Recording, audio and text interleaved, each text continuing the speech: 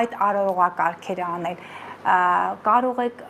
նույնիսկ ներողություն խնդրել բարձրալից, կարող եք աղոթքներ հղել առաստված եւ այսպիսի մի կարեւոր աղոթք միշտ ասում եմ, եթե նրանք մանավանդ ձկների համար այս տարին շատ կարեւոր է Յուպիտերը սիմվոլիկ նրանց 5-րդ տանն է,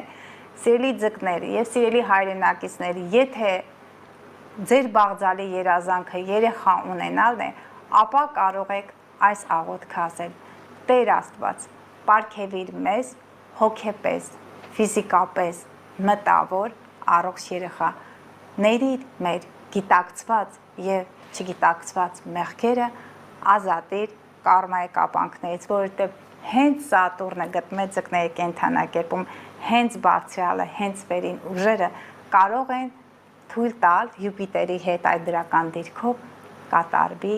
ձեր բաղձալի երազանքը։ Նրանք, ովքեր տուն չունեն, բնակարան չունեն, Յուպիտերը խեցգետնի կենդանակերպ, ովքեր ուզում են, որ տան անդամները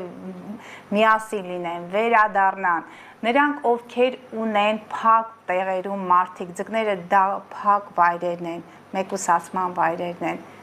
ձեր աղոթքը կատարելով դուք կարող եք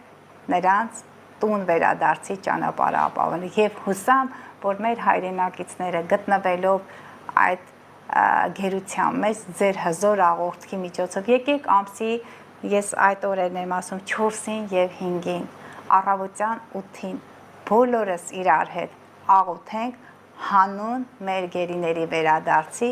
եւ հանուն մեր երկրի, մեր ընտանիքների բարեկեցության այդ ժամին բոլորդ միացեք, չգրեք ինձ Գանե ջան, ինչպես անեմ, ոնց անեմ, ինչպես կարող եք, արթնացեք եւ ձեր աղոթքը հղեք առաստված բարձրալին։ Հետաքրքիր է, չէ՞, պարոն Ղուշյան, գիտեք, ինքնաբուխ էր այդ ամենը։ Ես մի ժամանակահատված էլ ասեմ ու անցնենք առաջ։ Եթե դուք հարց ունեիք, ասեք, եթե չէ։ Չէ, իմ հարցը հետևել է, գուցե դուք դա կապեք նաև ձեզ հետաքրքրող հարցի հետ, մոլորակների ազդեցությունը